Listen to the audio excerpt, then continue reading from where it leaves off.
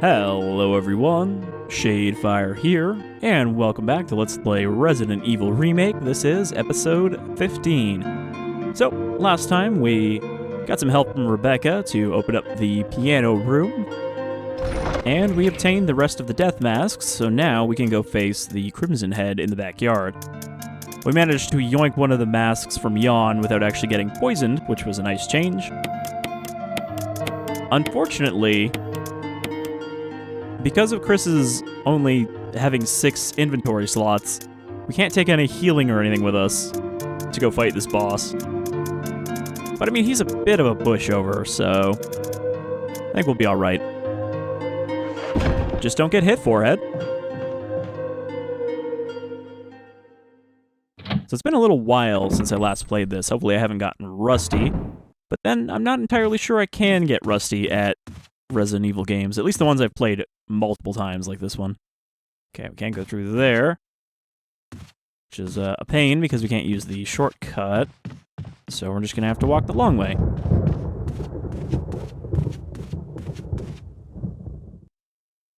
I actually haven't even started releasing these Chris episodes yet, and this is like a couple weeks after we finished the Jill one. But, you know, I think it's okay to take a break, especially because some people are more likely to be interested in watching the rest of the Chris run after, you know, finishing up with Little Nightmares 2 and Cold Fear. But yeah, I am looking forward to wrapping up this one as well, so that we can get to stuff like Code Veronica. Because I didn't want to start another Resident Evil LP while I'm still got this one going. That's how I end up, you know, with a perpetually ongoing LP situation, like with Jurassic World Evolution. Though, unlike Jurassic World Evolution, I don't find that this game gets tedious when we're playing it. Whereas that, I gotta space it out a lot more. Okay. So, we could just deposit the masks and then leave. Of course, we're not gonna be doing that. That's boring. Instead, we're just gonna hopefully shotgun this guy to death. I was debating right there what would be faster, to just keep using all of them until I use the right one, or actually look at it. Hole where the eye should be. Alright. We're ready to get juicy. This is the one with all of them.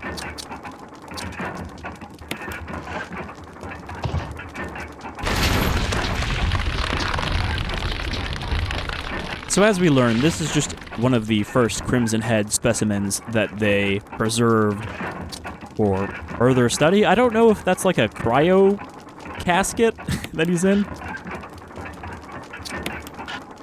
It certainly doesn't seem to be very well sealed, considering all the juice coming out.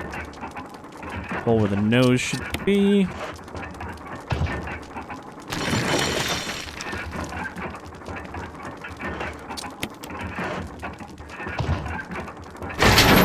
Also, I think this guy's been in here for like 20 years, so maybe that's where all the juice came from.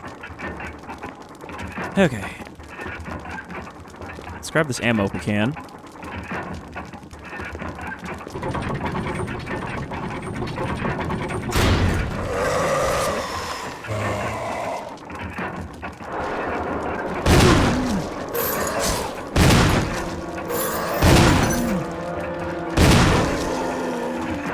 Man, he really is very squishy. He's not even really a boss.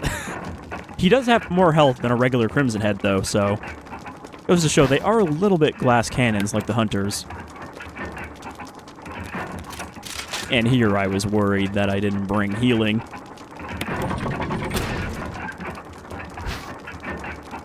Alright, so we take the stone and metal object, and now we can head to the backyard.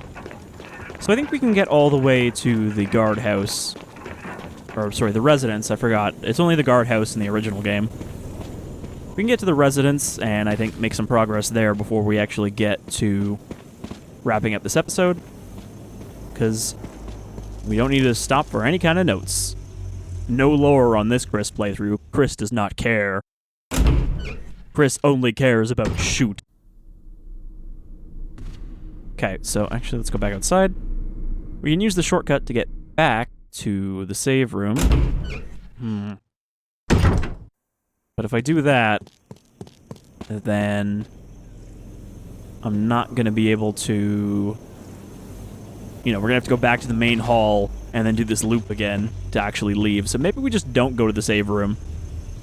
Because I don't think we need anything. The crank is over in Lisa Trevor's cabin.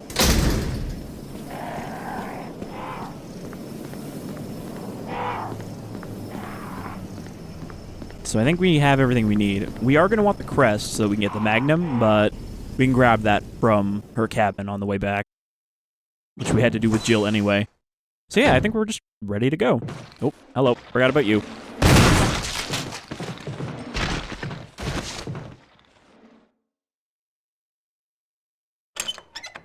And that zombie shouldn't be there next time we come back.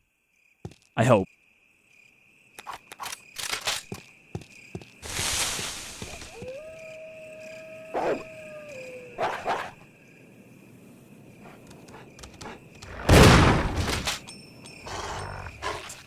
Did you seriously survive that? God damn it.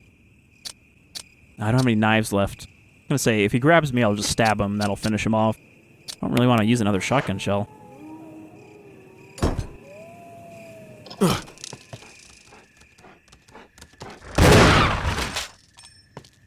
Kind of a waste. Looking forward to getting our hands on the assault shotgun, but of course, we have to wait a lot longer for that than Jill does. Until our buddy Richard is feeling better and can hand it off to us.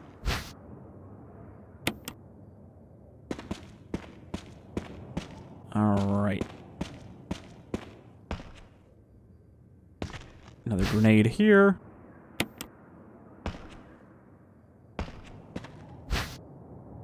First aid spray. So yeah, Chris's playthrough is not really more difficult once you actually know what's going to happen, but not knowing which events are which can definitely screw you over. I don't remember which two things we need here. One, respond. Wesker? Monster chains. Treat. Not exist. Wave. Woods outside the mansion.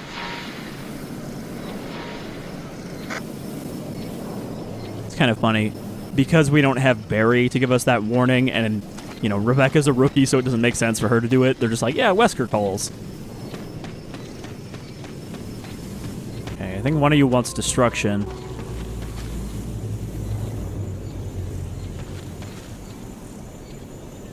Red Eyes is revenge. Blue Eyes is destruction.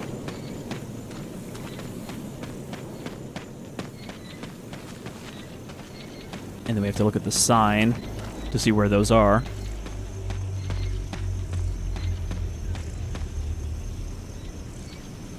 Alright, so destruction is north.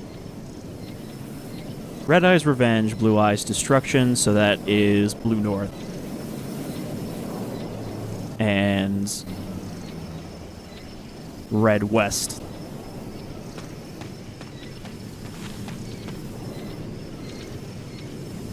Alright. Wait till this starts spinning here.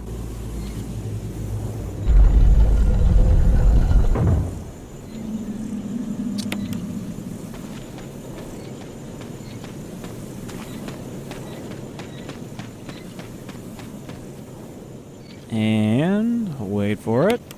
Bam.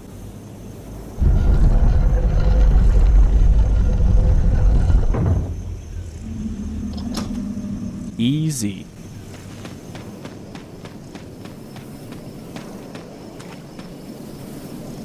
Still not really sure how this gate is closed, let alone locked.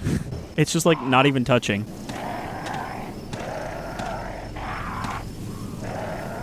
Hello, crows. If you weren't infected, I would try to make friends with you because corvids are dope.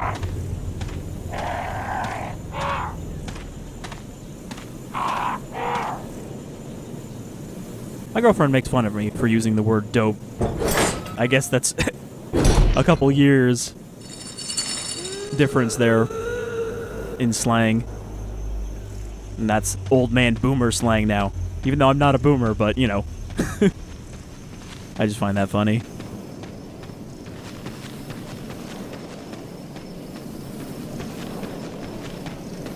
I mean, I guess dope was kind of old in the 90s when I was a kid. It just kind of lingered longer than most other slang tends to.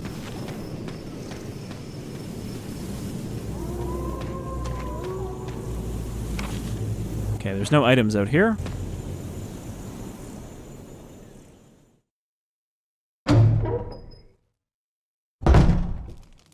Mrs. Trevor, are you home?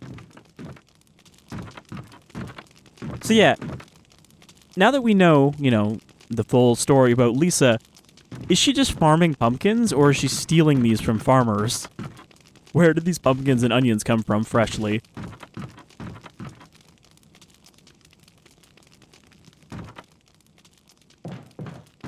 Grab this map.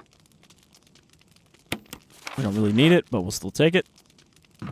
I say I don't need it, and I'll probably get friggin' lost, because even when I played the game multiple times, I still tend to forget simple things, as evidenced in the first part of this playthrough.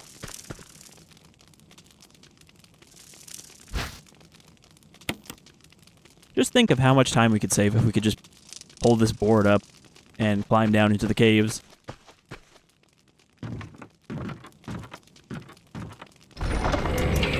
Alright, so let's grab the Wind Crest.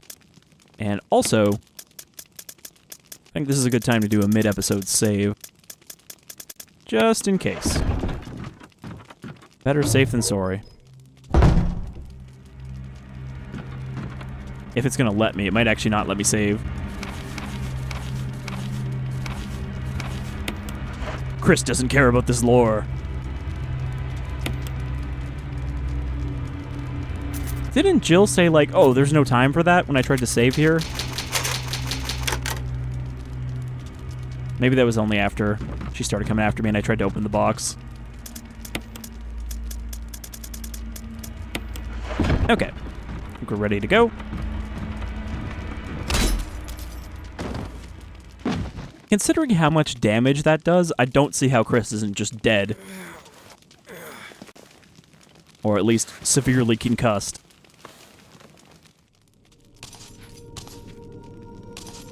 I mean, you can't even really be mad at her. We basically broke into her house. She was just reacting to a home invader. Ow.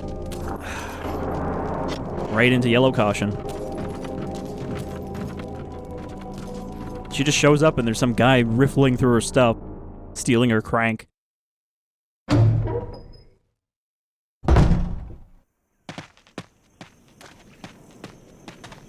See, there's another little detail I love. If you step in this puddle, there's a splash, even though it's just part of the background. So, really, the pre-rendered backgrounds in this are not 100% pre-rendered, or at least they're not pre-rendered on a single layer.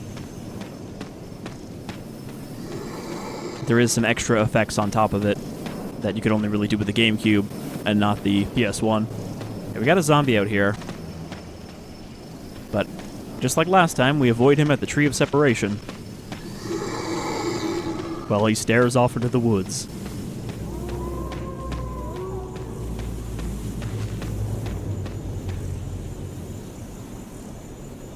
So yeah, I think we can wrap this up in a shorter number of episodes than it took to finish the game before. I mean, really, the only stuff that is new in this is the cutscenes.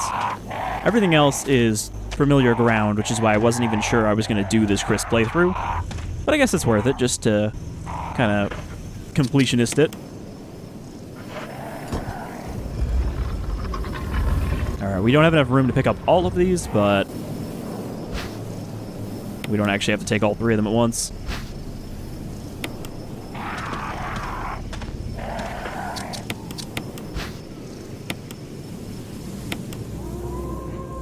This stuff just seems like busy work, though.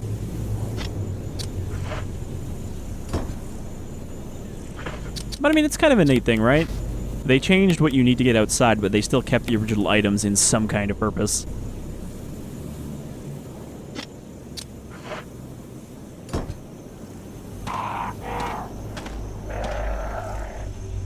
And I think that goes with their design philosophy they went with, where they didn't want people who had already played the original to just know exactly what every item is for and exactly where to go. They wanted to have some surprises.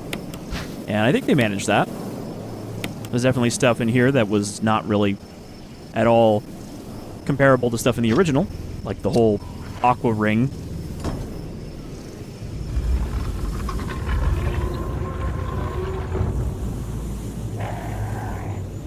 Alright, the Magnum.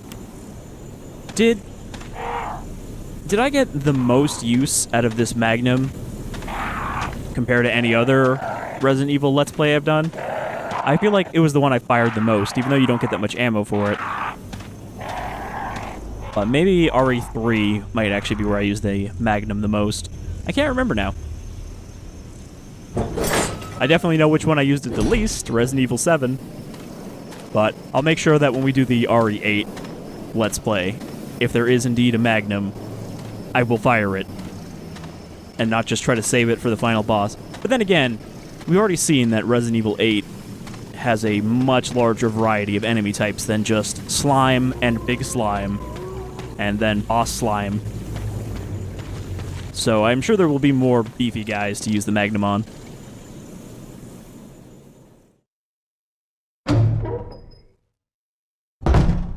Alright, how are we doing for inventory slots? We got one slot, which is not great, but it should be enough to get to the house.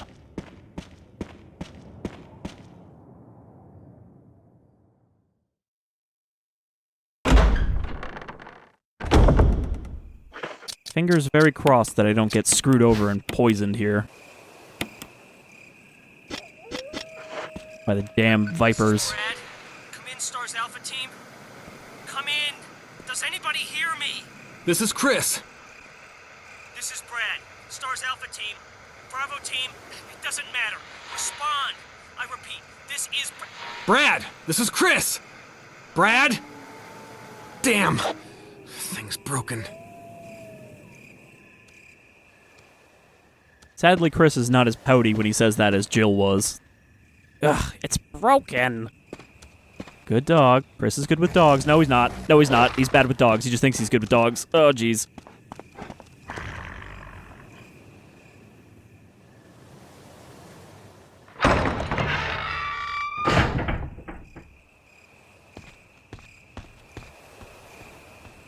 I remember reading the George Romero script, you know, one of the proposed scripts for the Resident Evil live-action movie, and while that one did have a lot more elements from the original game, one of the weird changes that he made in that is that Chris was not a member of STARS. Instead, he's just a rancher that has, like, some past history with the cops. And he ends up at the police station. When they go to the mansion, they take him with them for some reason. But yeah, he's like a rancher, and there's a whole scene with him putting down one of his zombified horses. And I just thought that was really weird, but it came to mind when I was joking about him being good with dogs. I mean, hey, I want to hope that this new live-action Resident Evil movie is going to be better. But again, like I said, trying to jam the plot of Resident Evil 1 and 2 into a single movie doesn't even make sense, because 2 takes place, you know, like a month or two after the end of the first game. So I don't know how they're going to stick those two together in a way that makes sense and isn't just super condensed. Like, is the mansion just going to be the first half of the movie? And then, okay, skip to a month later and zombies are everywhere.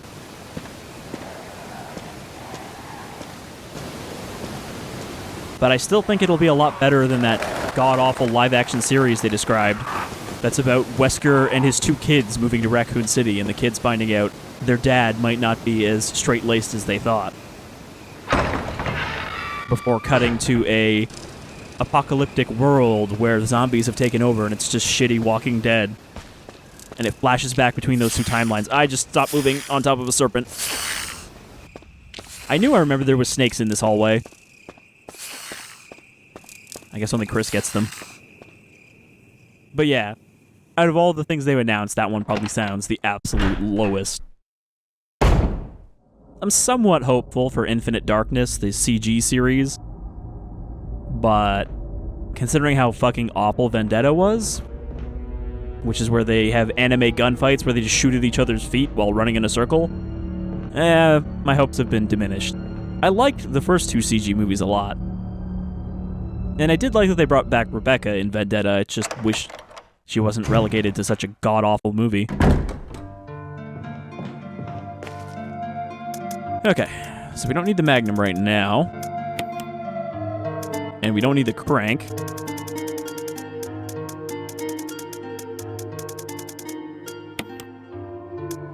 We don't really need the first aid spray either, but I do want to heal up a little bit. So I'm just going to take one of these green herbs, top off our health. You know what? We don't need the shotgun right now, because there's mostly just zombies in here. As we've seen before, the spiders are pretty friendly. Like most actual tarantulas, they're not actually harmful. They're just try to spook you with their posturing.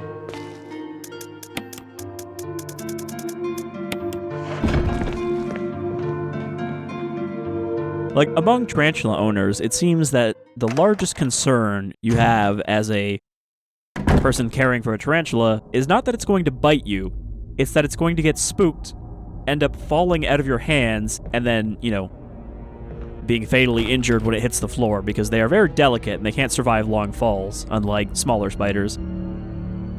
Their thicker exoskeleton does make them much more susceptible to gravity, or at least the effects of gravity. Hey, buddy. Please don't spit on me. Don't tread on me with all of your 8 feet. Oh, he's gonna spit on me. Run, Chris. Okay, good. It did no damage, and we didn't get poisoned. I like how he just kind of stood there, too, like he was a little shocked that didn't do anything. Huh.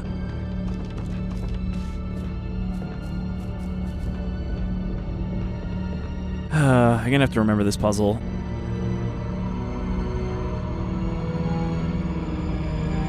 I mean, I guess I could look it up now.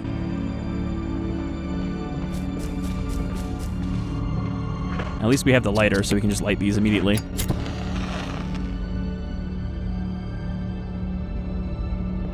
But we're not actually able to do this puzzle until we get the key to the gallery, so I don't think I'm going to remember it that long. Maybe I'll just remind myself between episodes, and that way I'll know for next time. Take the red book, take the first aid box. Is that everything in here? Nope. I think there's some ammo around here too. What is this right here? Is that anything? Is that just straw or something on the table?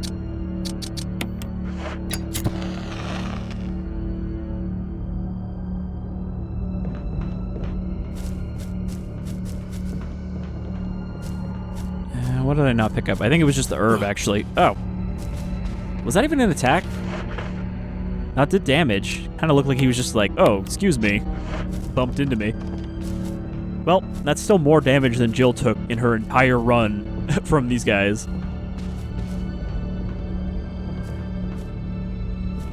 I didn't actually expect him to follow me. Usually they're too lazy for that.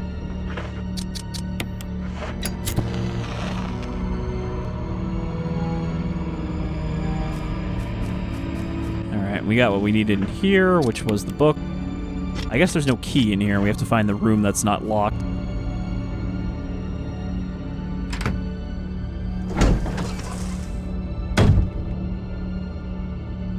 Alright, so I have the box. We want to put the box in the right place this time.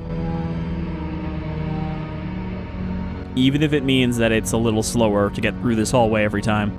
Because last time, I put it in the middle, so I kept getting grabbed by the side tentacle every time I ran out. Hold on. I don't think that's far enough. Yeah, no. Not really a good metric for judging exactly where it lines up, but it doesn't have to be perfect. As long as it's close enough, it will save the position. Alright, so we put that there. This door's locked, right? Yeah, that's 001. Let's drop off all this shit we picked up.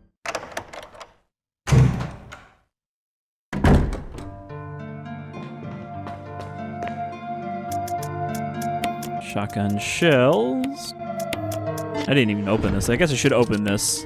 I think it's just mixed herbs, if I remember correctly. a blue and a green. Nope, just a green. No, it is a blue and a green. I was right.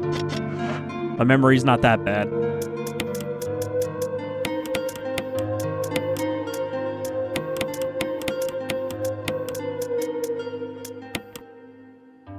Do I want to grab the canteen? I think we want the canteen. It's kind of a waste of a spot. But yeah, we want the canteen for the zombies, specifically in the room with the ladder. Which means we're going to have to come back here again. Okay, so now that we put the box here, what we're actually supposed to do to avoid tentacles entirely is go up, up, up, and then down. And that way, we won't get grabbed. But we have to do that every time, which is a bit of a pain when you're just running back to drop off some stuff.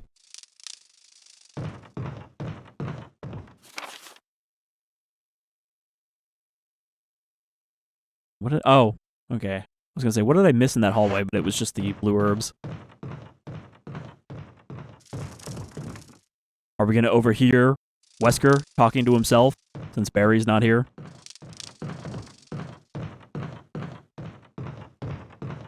And if we take this map, bees are going to come out. So we're going to leave that map there for now. Locked, gallery.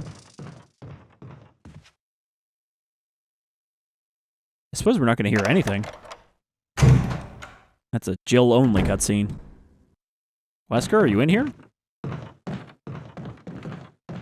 no one in here.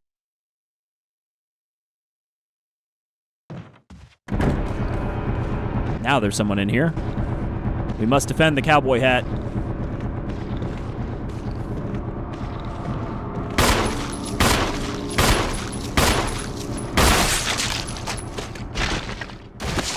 Well, so much for needing the kerosene. But you can never rely on getting a headshot.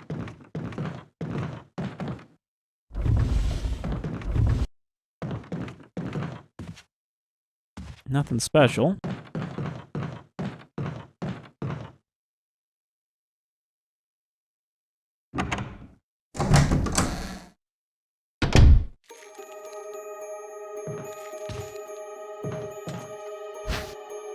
Alright, there's the residence key.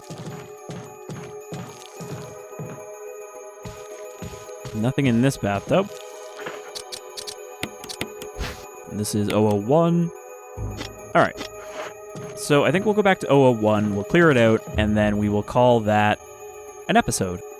Next time, we should get at least up to beating Plant 42. Hopefully the puzzle will not take like 20 minutes this time, now that I know what to do.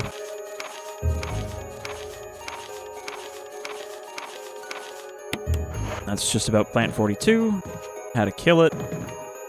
Can't go down there yet because we don't have the key.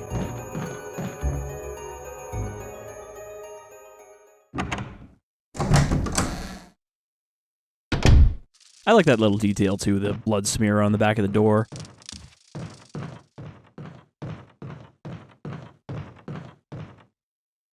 So yeah, once this game is done with, the other Resident Evils that I have immediately in mind are, as I said, Survivor, or Gun Survivor, depending on what you want to call it.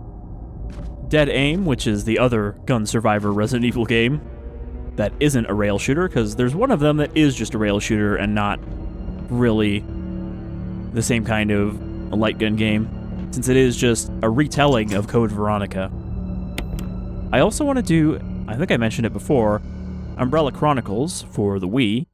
I want to do that as another, mouse as light gun playthrough, like I did with Dead Space Extraction. Because that does have some new plot stuff, but it also covers Resident Evil 0, Resident Evil 1, and Resident Evil 3. It's kind of a rail shooterification of those stories. So now that I've done LPs of all those games, it seems suitable to do a game that covers all of them.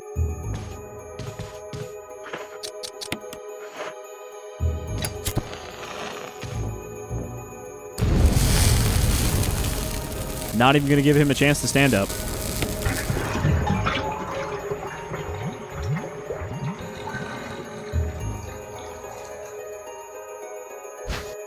get the key to the control room so we can go down and play with the sharks again.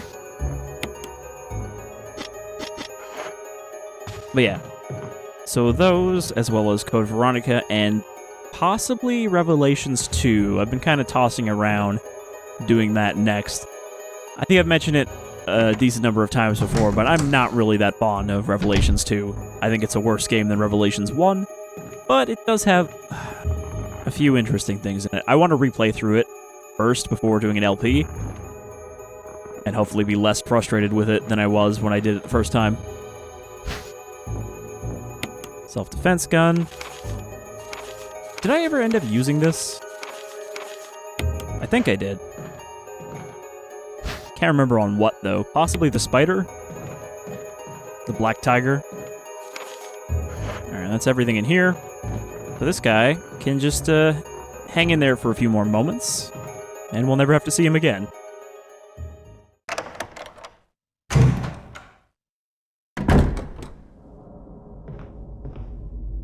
Ultimately, though, I do think this is going to be a really Resident Evil heavy year with the rest of this LP and those ones I talked about, and, you know, Resident Evil 8 coming out in May, which is fine with me, because I would like to have most of them done within the next, 2 years.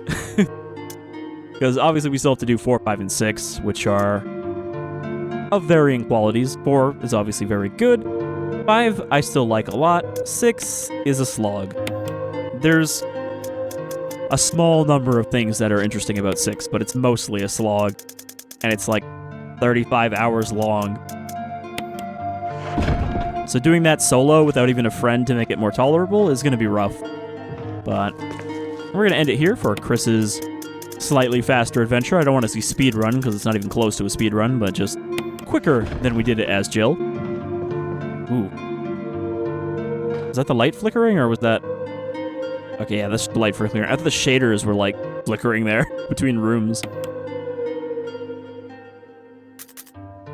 So yeah, if you're a Resident Evil fan, this should be a good year to keep up the channel. And if you're not, well, there's obviously plenty of other stuff coming out as well. So, until next time, y'all take care, and see you soon.